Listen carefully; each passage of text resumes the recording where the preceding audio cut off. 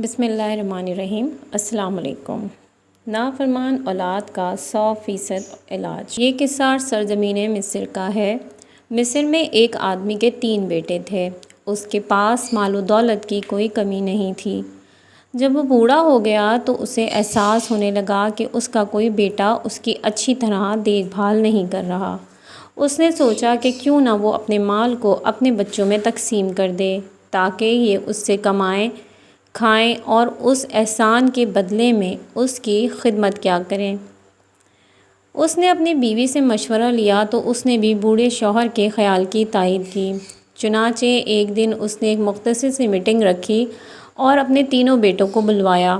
جب تینوں بیٹے اس کے پاس حاضر ہو گئے تو اس نے کہا، میرے بیٹوں، تم سب جانتے ہو کہ میں نے اپنی جوانی کمانے میں خرچ کر دی۔ میں نے اپنے پیسے سے تم تینوں کی اچھے گھرانوں میں شادی بھی کر دی ہے۔ اب میں بوڑھا ہو چلا ہوں، میری طاقت جواب دے چکی ہے۔ میں تجارت کے لیے مارکیٹ میں نہیں نکل سکتا۔ میں نے سوچا ہے کہ آخر یہ سب مال جو میرے پاس رکھا ہوا ہے کیوں نہ تمہارے درمیان تقسیم کر دوں تاکہ تم اس سے فائدہ اٹھاؤ اور کماؤ کھاؤ۔ چنانچہ میں نے اپنا سارا مال تم تینوں بھائیوں میں تقسیم کرنے کا ارادہ کیا ہے۔ میری اور تمہاری والدہ کی زندگی کا بڑا حصہ گزر چکا، اب تھوڑی سی زندگی باقی ہے۔ تم لوگ تھوڑی بہت ہم پر توجہ دو گے تو ہماری زندگی آرام سے گزر جائے گی۔ بس اب جاؤ۔ میں نے اپنے پورے مال کو تم تینوں میں برابر برابر تقسیم کر دیا ہے۔ آج کے بعد میرا سارا مال تم تینوں کا ہے۔ کماؤ، کھاؤ اور اللہ کی راہ میں خرچ کرو۔ بس اتنی گزارش ہے کہ اب ہم دونوں میاں بیوی تمہاری خدمت کے محتاج ہیں۔ تم لوگ ہمیں فراموش مت کرنا۔ ہمیں یقین ہے کہ اللہ تعالیٰ ہمیں ضائع نہیں کریں گے۔ تینوں بیٹوں نے باپ کو یقین دلایا کہ وہ ماں باپ کی خدمت کریں گے۔ پھر تینوں بھائی اپنا اپنا حصہ لے کر تجارت اور دیگر کام کاج میں مشغول ہو گئے۔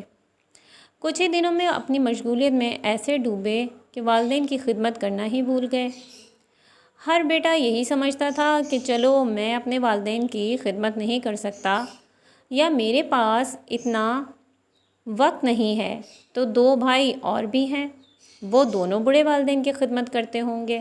یوں بوڑھے والدین تنہا ہو کر رہ گئے۔ شاذ و نادر ہی ایسا ہوتا تھا کہ ان میں سے کوئی بیٹا اپنے والدین کے پاس مہینے 2 مہینے میں 1-2 بار ملاقات کے لیے آ جاتا۔ ایک دن بوڑھے باپ کا ایک دوست ملاقات کے لیے آیا۔ یہ اس کا پرانا جگری دوست تھا۔ خرید و فروخت کے معاملات میں جب بھی کوئی مشکل مسئلہ درپیش ہوتا یہ بوڑھا اپنے اسی دوست سے مشورہ لیتا۔ باتوں باتوں میں اس نے اپنے جگری دوست کو بیٹوں کے ناروا سلوک سے آگاہ کیا۔ اس نے یہ بھی بتلایا کہ اب وہ اپنی جائیداد میں سے کسی چیز کا مالک نہیں ہے بلکہ ساری جائیداد بچوں میں تقسیم ہو چکی ہے اور وہی اس کے مالک ہیں۔ بوڑھے کا جگری دوست بڑا ذہین اور فطن تھا، اسی لیے بوڑھے نے مشورہ لینے کے لیے اس کا انتخاب کیا تھا۔ بوڑھے کے دوست نے کہا کہ میں تمہیں تمہاری نافرمان اولاد کی بے حسی اور عدم توجہی سے چھٹکارا دلانے کے لیے کافی ہوں، لیکن میں چاہوں گا کہ ہمارے درمیان جو باتیں ہوئی ہیں اپنے بیٹوں کو ان کی ہوا بھی نہ لگنے دینا۔ بوڑھے باپ نے دوست سے وعدہ کیا کہ وہ اپنے بیٹوں کو اس بارے میں کوئی بات نہیں بتائے گا۔ یہ باتیں صیغہ راز ہی میں رہیں گی۔ اس نے اپنے دوست سے کہا، میں تمہیں اختیار دیتا ہوں کہ ہمارا مسئلہ حل کرنے کے لیے تم جو مناسب طریقہ اختیار کرنا چاہو کر سکتے ہو۔ اس بات چیت کے بعد بوڑھے باپ کا جگری دوست یکے بعد دیگرے اس کے تینوں بیٹوں کے پاس گیا اور ان تینوں سے یہ باتیں کہیں۔ تم تو اچھی طرح سے جانتے ہو کہ میں تمہارے والد کا بہت پرانا ساتھی ہوں۔ تمہارا والد آخر وقت تک مجھ سے مشورہ لیے بغیر کوئی قدم نہیں اٹھاتا تھا۔ لین دین ہو یا خرید و فروخت یا روزمرہ کا کوئی بھی الجھا ہوا معاملہ میں ہی اس کا مشیر خاص ہوا کرتا تھا۔ تمہارے باپ نے بہت عرصہ پہلے میرے پاس اپنے مال کا ایک بھاری حصہ بطور امانت رکھوایا ہوا ہے۔ اس مال کا اگر تخمینہ لگایا جائے تو یہ اس کی جمع پونجی کے 1/3 سے کم نہیں ہوگا۔ خود میرے پاس اتنا زیادہ مال ہے کہ میں اس کی حفاظت سے عاجز ہوں، اس لیے میں چاہتا ہوں کہ تمہارے باپ کو اس کی رکھی ہوئی امانت واپس کر دوں۔ آخر کب تک میں یہ درد اپنے سر لیے رہوں گا؟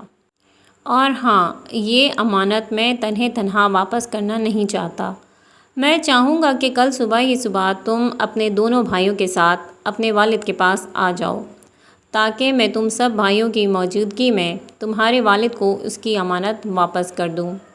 یہاں ایک خاص بات تم سے یہ کہنا چاہوں گا کہ چونکہ اب تمہارے والد بوڑھے ہو گئے ہیں اور انہیں اس مال و جائیداد میں کوئی دلچسپی نہیں ہے، اس لیے وہ شاید یہ امانت تم بھائیوں میں سے کسی ایک کے نام کرنے والے ہیں۔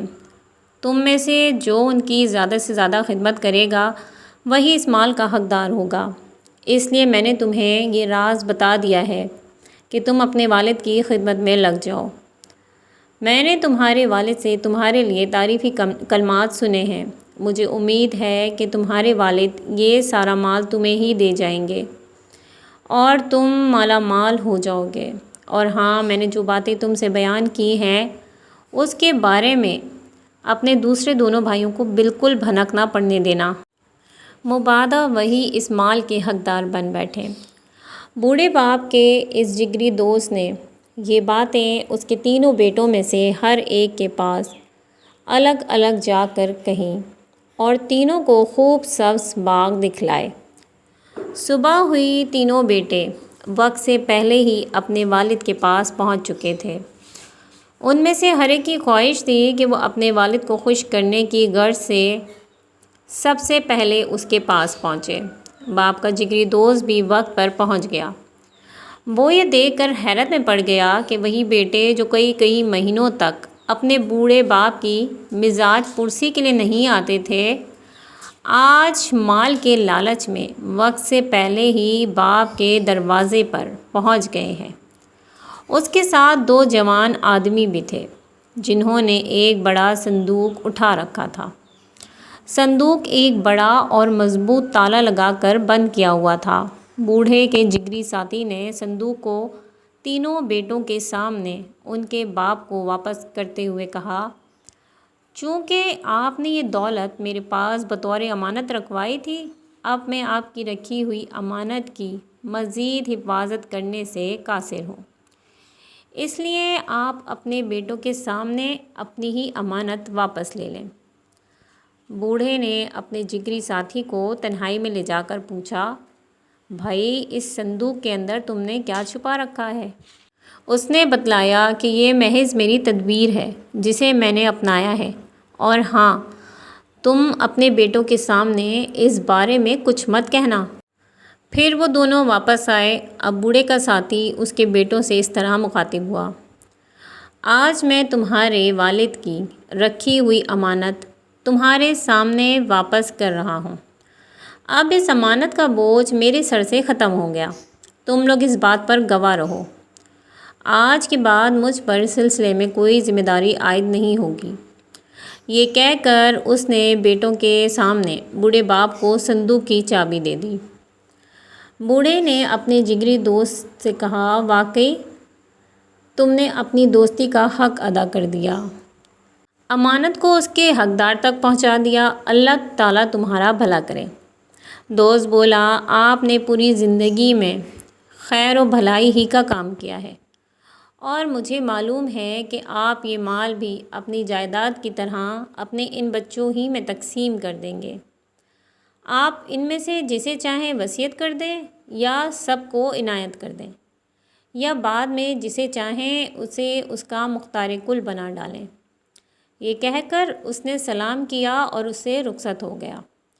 اس کے بعد بوڑھے کے تینوں بیٹوں کا یہ حال تھا کہ وہ سب کے سب وفا کے پیکر بنے باپ کے سامنے کھڑے تھے۔ ان میں سے ہر ایک کی تمنا تھی کہ وہی اس صندوق کا حقدار بنے۔ باپ نے بیٹوں سے کہا کہ میں ابھی یہ فیصلہ نہیں کر سکتا کہ یہ صندوق تم میں سے کسے دوں، البتہ کچھ دنوں بعد اسی صندوق کے اندر میں ایک وصیت اپنے اس بیٹے کے نام لکھ کر رکھ دوں گا جسے دینا چاہوں گا۔ میرے انتقال کے بعد تم لوگ اسے کھولنا اور اندر سے جس کے نام وصیت نامہ نکلے گا یہ مال اسی کا ہوگا۔ بیٹے اپنے باپ کی بات سن کر حیرت زدہ رہ گئے۔ وہ یہ سمجھ رہے تھے کہ ان کا بوڑھا باپ یہ مال بھی ان کے مابین اسی طرح تقسیم کر دے گا جس طرح پہلے تقسیم کیا تھا، مگر اس دفعہ ایسا کچھ نہیں ہوا۔ اب تینوں میں سے ہر بیٹا اس کوشش میں لگ گیا کہ کسی نہ کسی طرح اپنے باپ کے اس مال کا مستحق وہی ٹھہرے۔ بس اب کیا تھا، تینوں بیٹے اپنے باپ کی خدمت کے لیے یوں مصروف ہو گئے جیسے بھوکا آدمی کھانے پر ٹوٹ پڑتا ہے۔ کوئی باپ کی خدمت کے لیے صبح آنکھ کھلتے ہی پہنچ جاتا، کوئی اپنی بیوی بچوں کے ساتھ باپ کے پاس پہنچ کر اس کے پاؤں دباتا، کوئی رات کے وقت بھی اپنے والد کی خیریت دریافت کرنے آ جاتا۔ بوڑھا باپ اپنے بیٹوں کے دل کی حقیقت اچھی طرح سمجھتا تھا۔ یہ اور بات ہے کہ بستی کے لوگ اس بوڑھے پر رشک کرتے تھے کہ اس کے بیٹے کتنے وفادار اور اطاعت گزار ہیں۔ انہیں کیا معلوم تھا کہ یہ سب کچھ مال کے لالچ میں ہو رہا ہے، ورنہ یہی باپ 2 مہینے تک اپنے بیٹوں کی شکل دیکھنے کو ترس جاتا تھا۔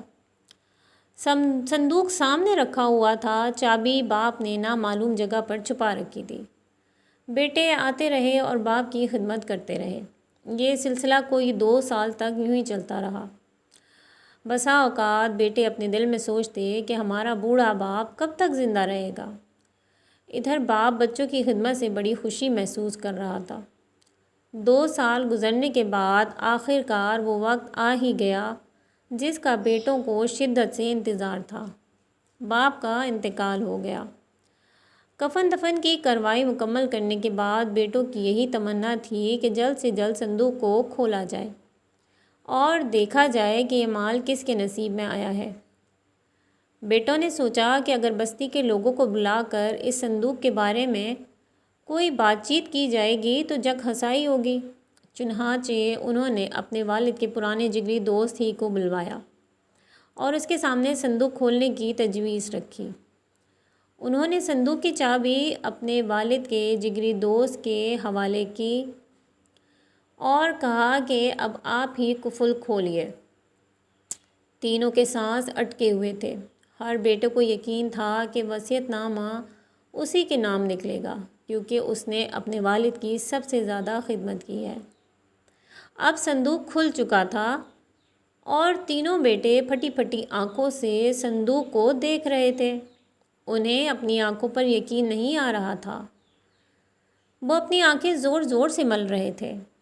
انہیں اپنے آپ پر شک گزر رہا تھا کہ کہیں ان کی آنکھیں دھوکہ تو نہیں دے رہی، مگر جو حقیقت سامنے تھی اس میں اب تک کی کوئی گنجائش نہیں تھی۔